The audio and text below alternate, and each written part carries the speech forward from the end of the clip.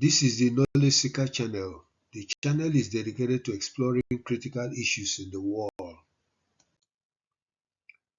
The title of this presentation is Why Workers' Salaries and Wages are Low and Not Adjusted to Reflect Inflation. The purpose of this presentation is to accomplish three goals. 1. Explore the issue of why salaries and wages are rarely adjusted to reflect inflationary growth as the prices of goods and services. 2. Identify the economic theory or theories that contribute to the reasons why salaries and wages are rarely adjusted to reflect inflationary growth. And 3. Identify the reasons why there is a wide disparity in the income gap between the rich and the poor. In order to accomplish the goals of the presentation, the following arguments are made. 1. Salaries and wages are rarely adjusted to reflect an increase in the inflation rate due to capitalism. And 2. Capitalism is also responsible for the wide gap in income disparity between the rich and the poor. As indicated in a previous presentation titled The Difference Between a Free Enterprise Economic System and Capitalism, capitalism is defined here as a highly monetarized, profit-driven, macroeconomic, price-fixing, monopolistic, and concentrated economic system in which private actors, whether individuals or groups, own and operate businesses or means of economic production with little or no governmental control or regulation. Let's look at the difference between salary and wage. 1. Salary. This is a fixed annual income that is paid to an individual regardless of hours worked and or the level of individual productivity. And 2. Wage. This is an income based on an hourly rate that is paid to an individual based on the hours worked. Hence, the more hours an individual works, the more he or she is paid, and the fewer hours a person works, the less he or she is paid. So, in a salary, your salary is paid based on an annual rate, while a wage is an hourly paid income based on work hours. Why is it important to explore this issue? Throughout the world, it is increasingly the case that whenever inflation rises, the prices of goods and services are immediately adjusted to reflect the increase in inflation rates. Generally, the owners of the means of production, the chief executive officers and employers in the private sector and sometimes in certain government businesses are always eager to inform the world that inflation is biting into their profit margins, thereby compelling them to increase the cost of doing business. They would appear in the media and express their concerns about the risks to their businesses if the government does not act quickly to tame inflation. Then they will announce the increase in the prices of their products and services to reflect the growth in inflation. They will justify the increase by saying that if they do not do so, they might go out of business or relocate somewhere else. Quite often, the government rarely takes any action to dissuade the owners of production and chief executive officers from increasing the prices of their goods and services. The fact that the government rarely does anything serious to dissuade producers and employers from increasing the prices of their goods and services means that most high-level government officials seems to agree with the views of the producers of goods and services in society. While business owners quickly increase the prices of their products, goods, and services, they rarely increase the salaries and wages of their employees to reflect the high rate of inflation. In other words, they assume that they have a right to increase the prices of their products and services, but the employees and the public who buy the goods and services have no right to have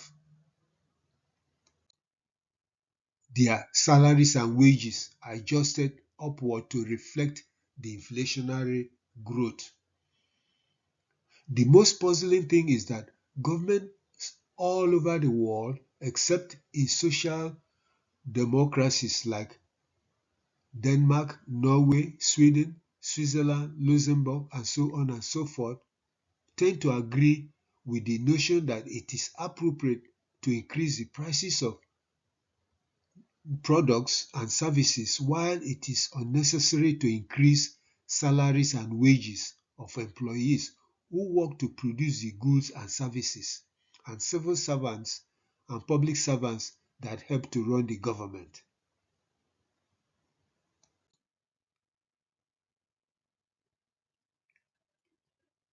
The unwillingness to adjust salaries and wages for employees to reflect the inflationary growth means that workers have no employment rights while the owners of the means of economic production have employer rights in times of inflation. This seems to be the case whether in the United States, United Kingdom, France, Germany, Brazil, Mexico, Chile, Argentina, Nigeria, Morocco, South Africa, Jamaica, Barbados, Trinidad and Tobago, Kenya, India, Malaysia, Aruba, the Philippines, South Korea, and so on and so forth. So it is a global thing. Now let's look at the response to inflation by employers and employees. While the owners of production, chief executive officers, and employers generally resist adjusting salaries and wages to reflect an increase in inflation for workers, they often reward themselves by adjusting their own emoluments to reflect the rise in inflation. In other words, while the owners of businesses and chief executive officers of businesses hesitate to adjust salaries and wages for the workers to make up for the higher cost of goods and services, they have no problem adjusting their own salaries and benefits upward. They often argue that increasing the salaries and wages of the workers, employees, will contribute to a higher cost of goods and services, thereby leading to more inflation in the economy. Hence, they hesitate to increase the salaries and wages of the workers. Due to the argument that adjusting salaries and wages upward to reflect inflationary growth would only contribute to a further increase in inflation, the gap in the salaries and wages between those at the top of business organizations and workers is growing geometrically to the point that the rich get richer and the poor get poorer. Indeed, it is getting to a point where a considerable number of people throughout the world can no longer afford to pay rent and take care of their families as their salaries and wages remain stagnant, while the salaries, wages, and benefits of those at the top are constantly adjusted upward. Thus, while most people in the middle and lower classes are struggling to pay their bills, the few at the top of the economic and political pyramid continue to amass wealth, regardless of the state of the economy.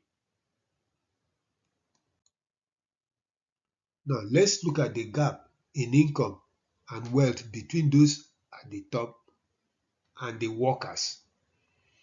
To fully comprehend the growing inequality between workers and business owners, it is necessary to look at the percentages in wealth distribution. 1. In the US, according to the Federal Reserve Bank data, the wealthiest 1% of Americans control about $41.52 trillion in the first quarter of 2021. This meant that the wealthiest Americans had 16 times more wealth than the 50% of Americans who only had about $2.62 trillion. The gap between the super rich and the poor prompted Douglas A. McIntyre to write, and I quote, "We live in the age of billionaires and the extraordinarily impoverished." I unquote. 2. In India, 1% of the population owned 40.5% of the country's wealth in 2021. Additionally, the number of billionaires jumped from 102 to 166 in 2020. Thus, from 2012 to 2021, only 1% of the population controlled 40% of the wealth created in the country. On the other hand, only 3% trickled down to the bottom 50% of the population. India's poor and the middle class are taxed more than the rich.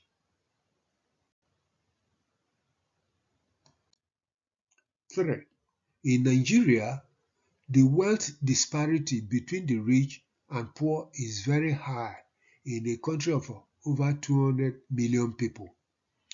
One Ode Udu noted, and I quote, "The income inequality for the top 10% to the bottom 50% is 1 to 14.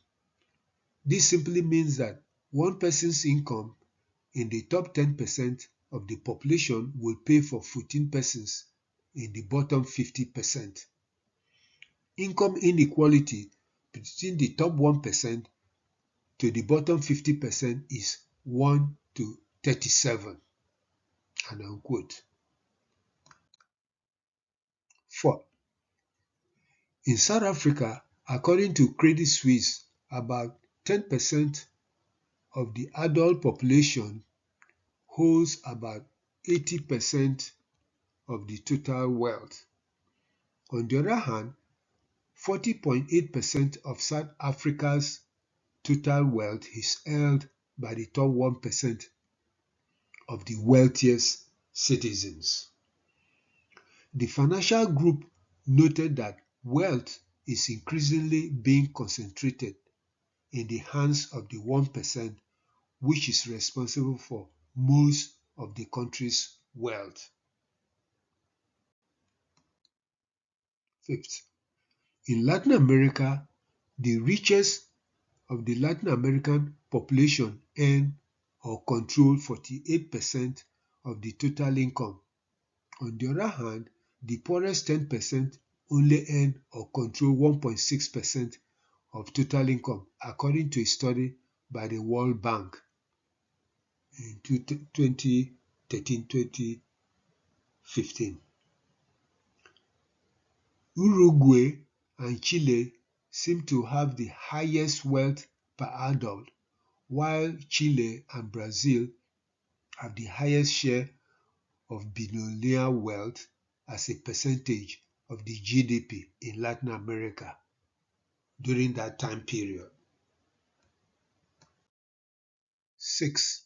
In Asia Pacific, the poorest 10% of the population, in terms of the gap in income distribution between the richest and the poorest, is twice as those in OECD countries as of 2013. The gap between the rich and the poor is widest in Malaysia and the Philippines. The gap was smallest in Kazakhstan and Timor. 7. The gap in income between the richest and the poorest is not limited to the developing world alone. In the developed world, the top percentage of the wealthy received 29% of the total income, while about 10% of the poor received about 2.5% of the total wealth. Globally, the statistics on inequality is not better. About 52% of all income goes to the richest 1% of the global population. On the other hand, only 8.5% of income goes to the poorest half of the population. In terms of purchasing power, the top 10% of the global population owns about 190 times in purchasing power compared to the poorest half of the global population. Now, these are different media reports about the pays that chief executive officers receive compared to their workers.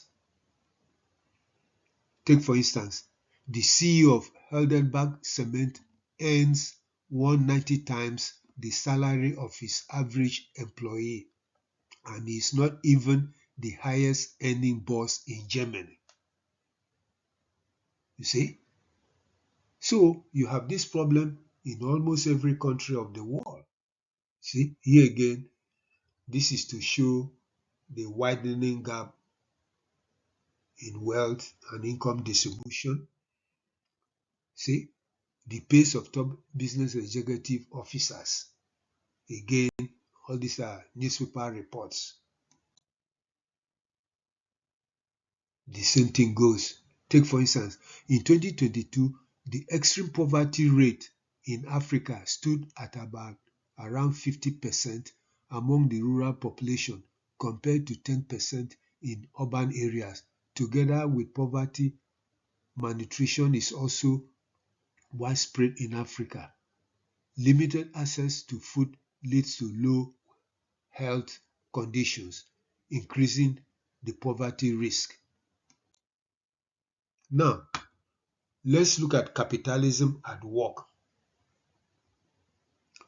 Capitalism is responsible for justifying the reason why salaries, wages, and benefits of workers are rarely adjusted to reflect an increase in the inflation rate.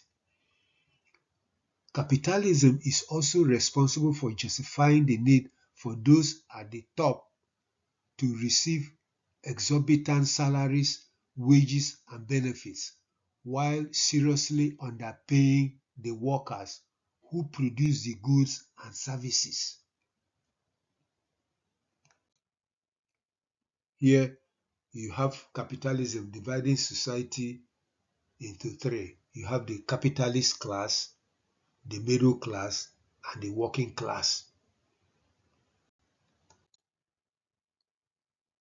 Now let's look at the individuals who are responsible for justifying income inequality in society or throughout the world. Moving, having elaborated on the increasingly wide gap between owners of the means of production, chief executive officers of business organizations, investors, and workers, it is necessary to examine the individuals who intellectualize the necessity of rewarding business owners, financiers, business chief executives, and paying workers the barest minimum of salaries and wages.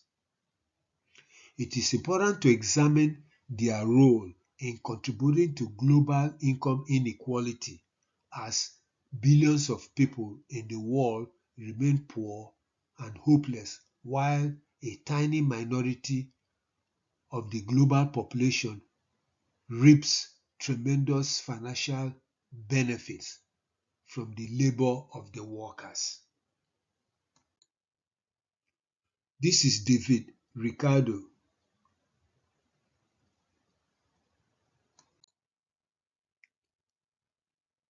Influenced by the Industrial Revolution, which dramatically affected the free enterprise system, David Ricardo believed that those who control capital, that is, money and resources, are the most important elements in generating the economy rather than the workers who produce the goods and services.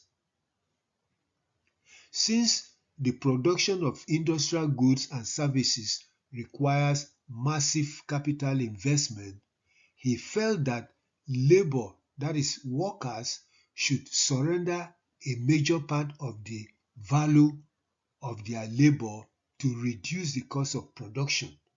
Otherwise, the owners of production would be forced to borrow capital repeatedly to the detriment of economic development.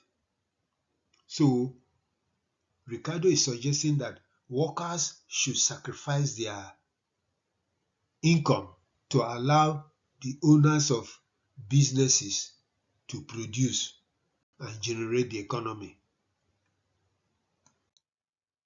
He justified the superiority of those who own capital over workers by developing the theory of iron laws of wages. The theory emphasizes that industrial production of goods should be driven by the profit motive. Hence, the owners of the means of production should pay workers only enough to compel them to come to work just for another day. Basically, Ricardo suggested that the owners of production should pay workers minimally so that they can reap profit to sustain the capital invested and maintain the machines that produce the goods.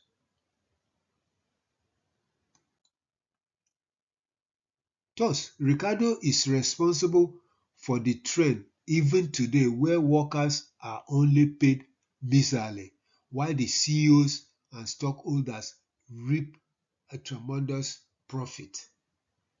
This is the reason in most capitalist countries, workers find it difficult to float financially after paying their house rent and other bills since their wages and salaries are not enough to cover the basic necessities of life. It also explains why salaries and wages are rarely adjusted to reflect inflationary growth for workers, while those at the top adjust theirs upward. This is Thomas Malthus.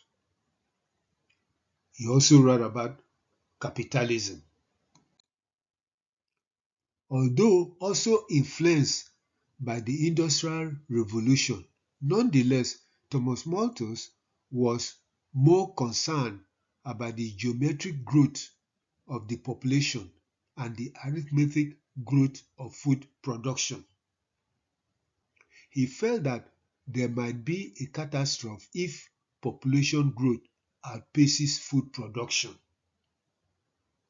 To solve the problem, he too suggested, like Ricardo, that it was prudent for owners of economic production to pay workers a bare minimum of wages as a way to control population growth. In other words, by paying workers very little, they will be discouraged from having many children. Now, you can see in the Western world where capitalism is greatly felt, you see that the population growth is very slow compared to non-Western societies like in Africa and Latin America where the population is growing. It is because of Malthus' suggestion to use population or to use wages as a weapon to reduce population growth. The owners of economic production, that is the capitalists and the rich, were delighted by the suggestions of both Ricardo and Malthus because it provided them the justification to exploit workers by paying them very little. Apparently, the inequality of pay between the owners of companies and the workers that actually produce the goods and services even today originated from the capitalistic ideas of Ricardo and Malthus. Here you have Herbert Spencer. He also contributed to the capitalist theory of economic management. Drawing from Charles Darwin's theory of natural selection, Herbert Spencer asserts that the wealthy in society were biologically superior to the poor, hence are favored over the poor. As a result, the rich should be encouraged to own more so that they can invest more to expand their wealth. This is a call for the rich not to be ashamed of being greedy by wanting more for themselves. It is not surprising that even in the 21st century, the owners of the means of economic production earn millions and billions, while some of the workers can barely pay their rent in many parts of the world where the capitalist economic system prevails. So Spencer went further by saying that the capitalists or the rich have a superior DNA to that of the workers. Therefore, they are entitled to always get more because they are superior. This is a drawing, a cartoonistic drawing of the capitalist model where you have the richest at the top and then you have the workers at the bottom toiling, carrying the rich, you see. And that is what you have today in the world. Now, let's look at the harshness of the working conditions at the dawn of the industrial age in order to point out clearly how the capitalistic system affects the income gap today.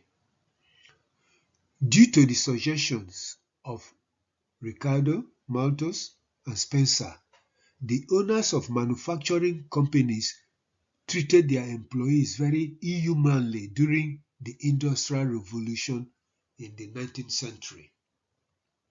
During the era, workers barely had any rights as they worked and toiled in an unforgiving working environment for long hours with very little compensation in terms of wages and benefits.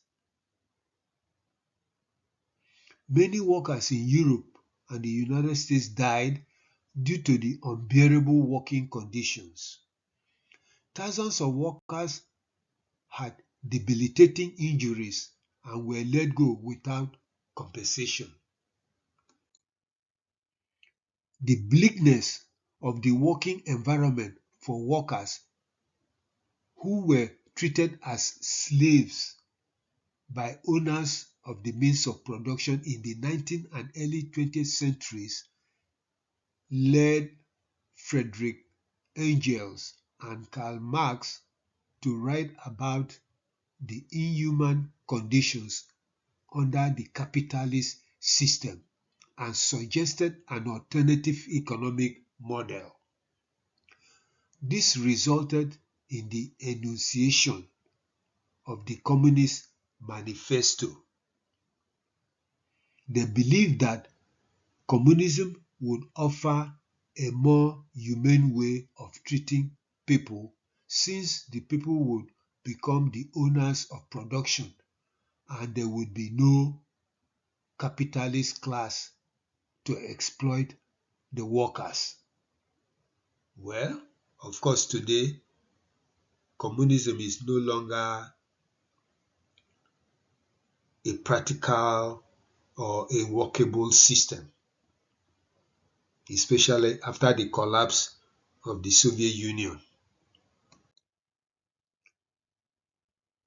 Now, let's see how governments are not able to address the inequality in pay between the wealthy and the poor. Governments all over the world are aware of the widening gap in income inequality, but they are not eager to address the issue head on. Why? There are many reasons. One, those who run the governments are also elites, meaning that they identify with the aspirations of the wealthy and or rich business owners and employers. Thus, the political, business, and financial elites share the same characteristics and want to maintain the same socio-economic status. Two, quite often, the political elites go to the business and financial elites to seek financial sponsorship for their political campaigns. As a result, when they win elections, they return the favor by being very friendly to the financial tycoons. 3. They pay back the favor by awarding their financial sponsors generous government contracts. 4. They create government policies to favor the rich and create roadblocks for the masses. 5. They create loopholes in tax regulations to allow the rich to escape paying their fair share of the taxes. This is why it is mostly those in the middle and lower classes that pay most income taxes in most countries. 6.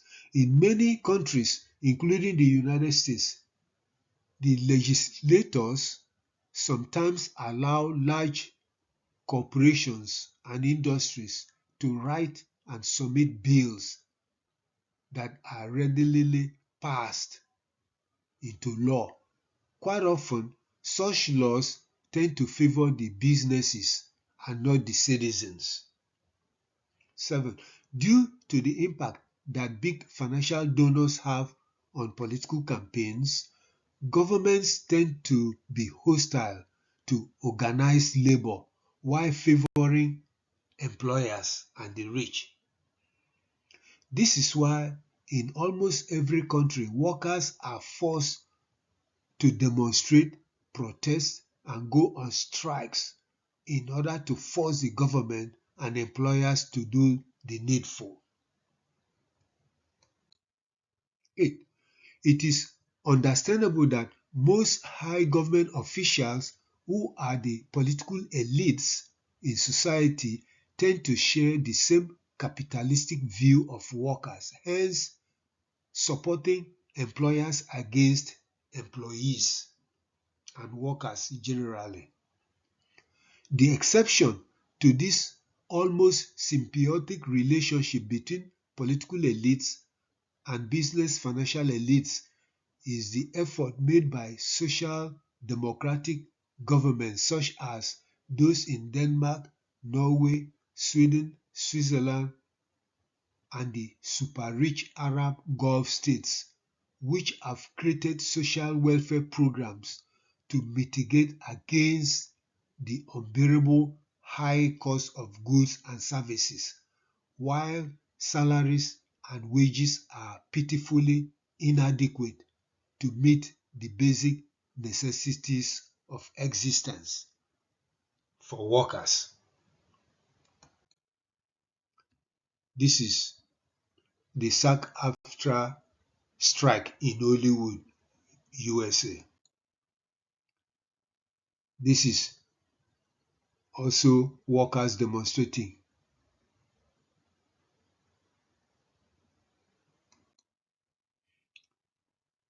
This is workers going on strike and demonstrating to demand higher salaries and wages.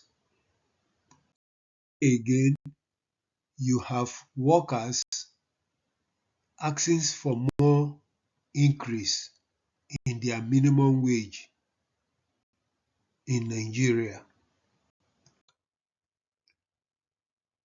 You see, so the only way workers can impact the political system is to go to strike and use protests and strikes as a means to negotiate salaries and wages. Thus, due to the inhuman working conditions, workers were forced to form or establish labor unions in the past, and it carries forward. These unions dedicated themselves to fighting for workers' rights, livable salaries, wages, and benefits. It is amazing that even in the 21st century, workers are still fighting for employment rights and livable wages, while the owners of economic production and chief executive officers of business organizations continue to rake in unbelievable pay packages. While working conditions are no longer as brutal as in the 19th century, the issues that plagued workers in the past continue to haunt workers today.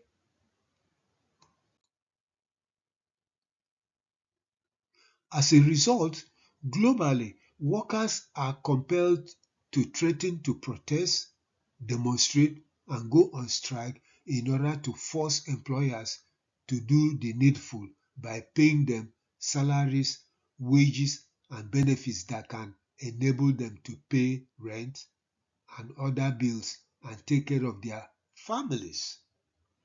The sad fact of the matter is that in terms of compensation for workers, employers in both the private and public sectors tend to behave the same. They deliberately pay workers salaries and wages that are insufficient to meet the basic needs of life. The situation is worsened by the fact that employers rarely adjust salaries and wages of workers to reflect an increase in inflation, while they increase the prices of most products and services. So it is a catch-22 for most people in the world.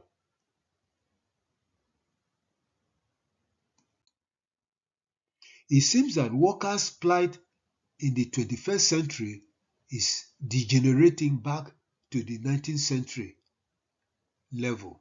The reason is that while employers eagerly increase the prices of their goods and services to reflect a rise in the inflation rate, they generally do not increase the salaries, wages, and benefits of the workers who work to produce the goods and services.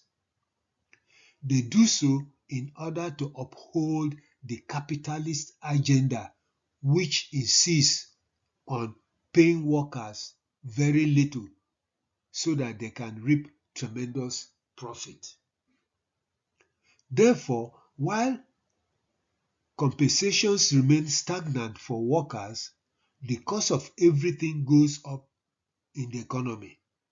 This forces workers to become poorer and poorer because their salaries and wages cannot meet the high cost of goods and services.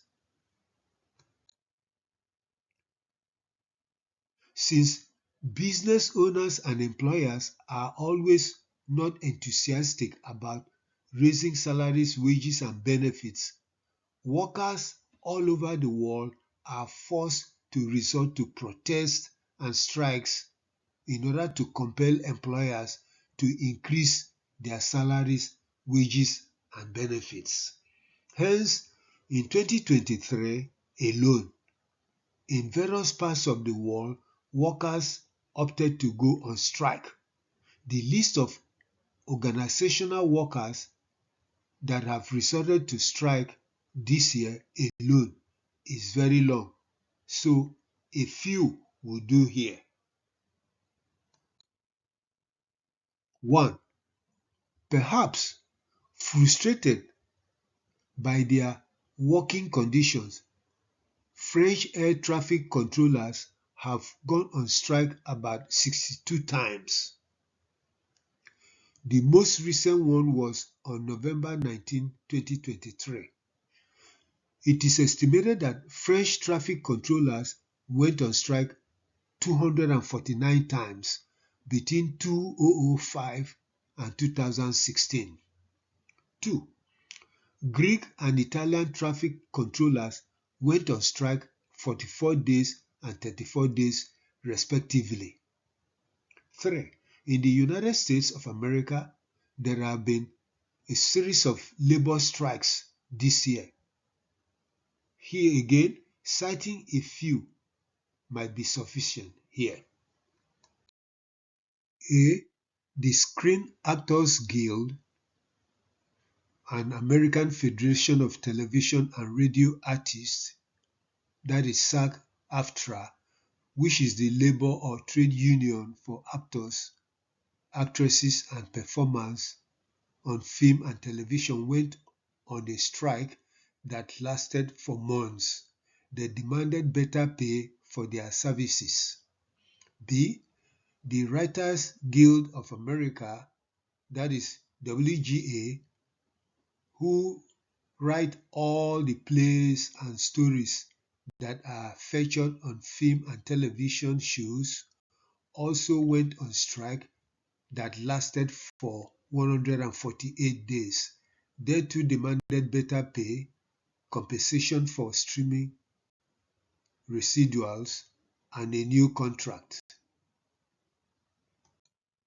See, about 150,000 auto workers represented by the United Auto Workers, that is the UAW, went on strike against Ford Motor Company, Stellantis, and General Motors Company.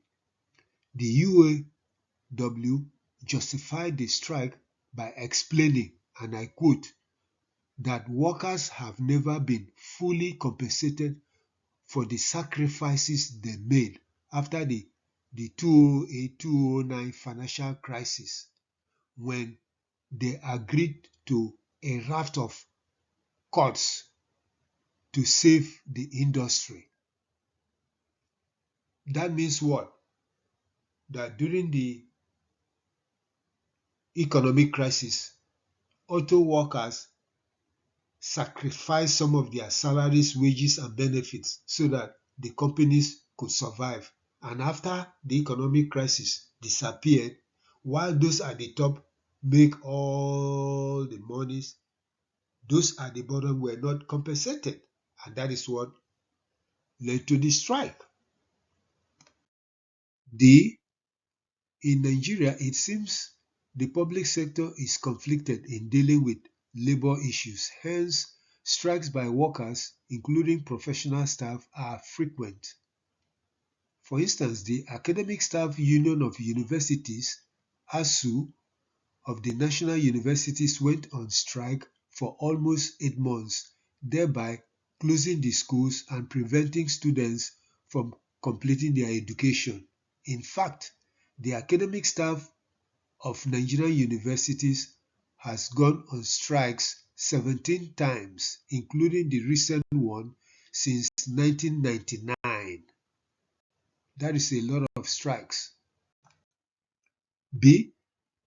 Like the academic staff of Nigerian universities, medical doctors too are always compelled to threaten or go on strike due to poor compensation packages and poor working conditions.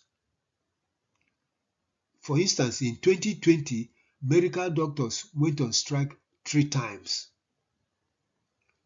Due to a lack of respect for medical doctors, many Nigerian doctors have left the country to seek employment in countries that provide better pay and services. The Nigerian Guardian reported that 800 doctors left the country in the last 8 months of 2022.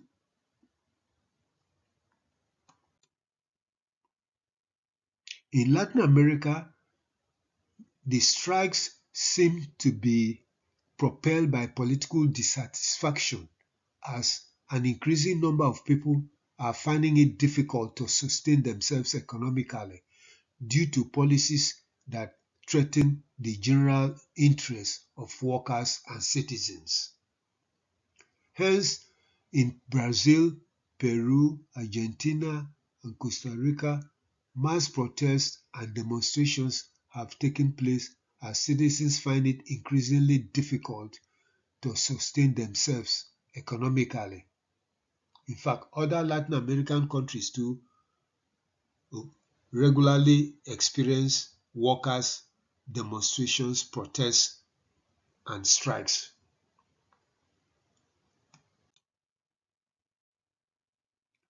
Images of poverty.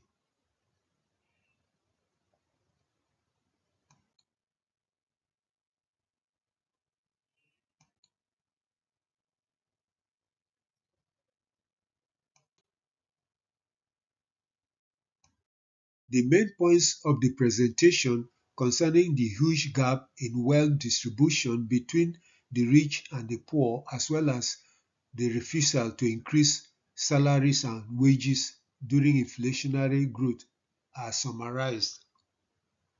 1.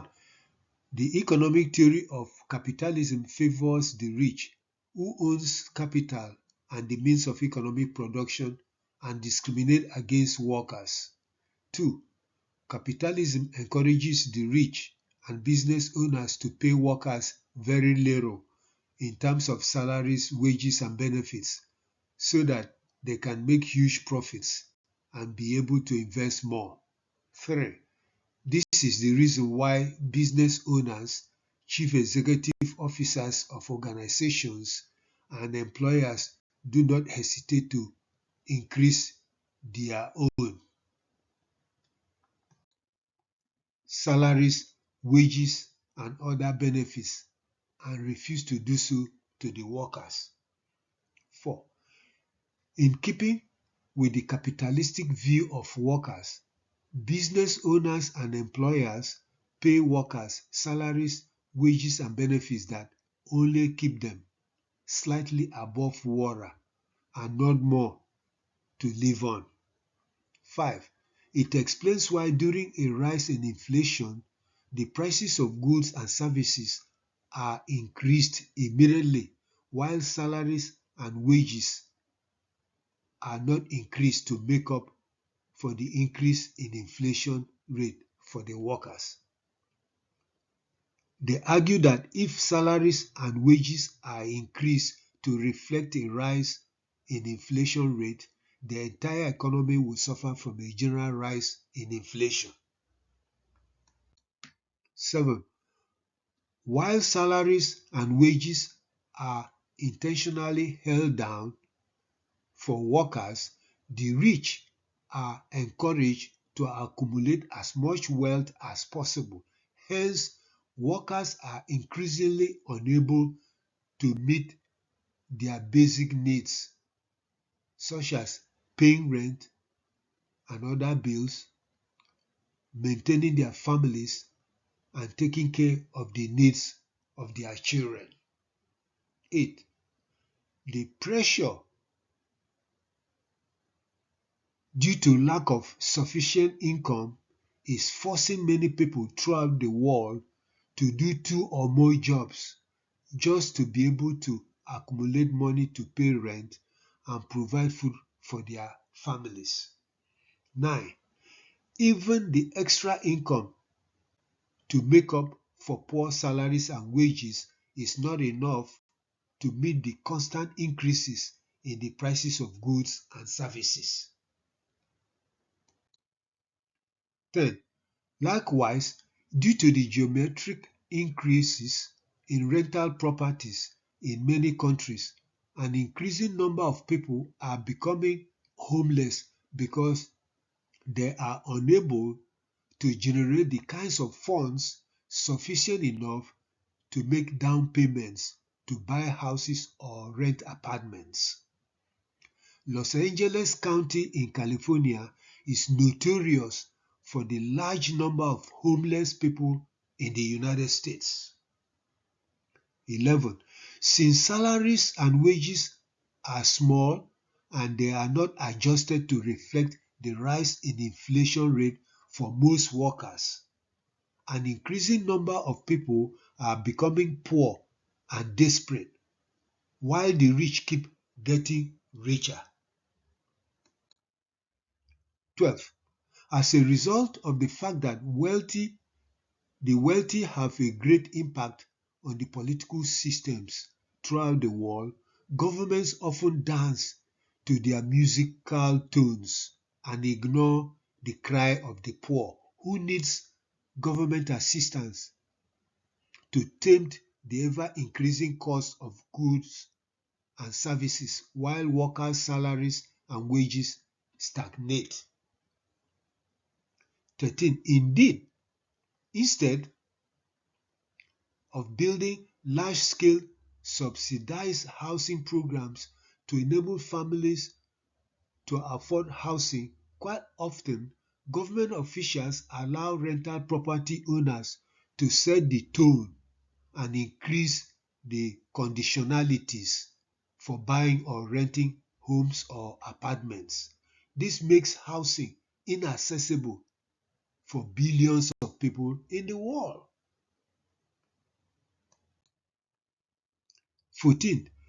David Ricardo, Thomas Malthus, and Herbert Spencer, the originators of the capitalistic economic system, are responsible for encouraging the capitalists to accumulate as much capital as possible through profit and pay workers very little.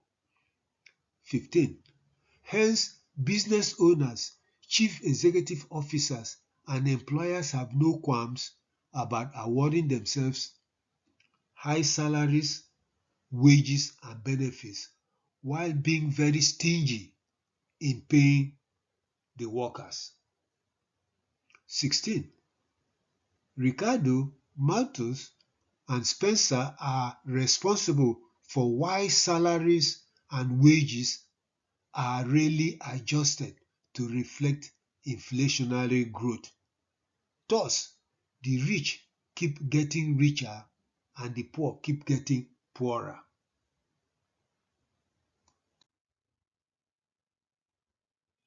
Thank you for listening to this presentation. Please subscribe to this channel and listen to other educative and enlightening presentations. Once more, thank you for listening to the presentations.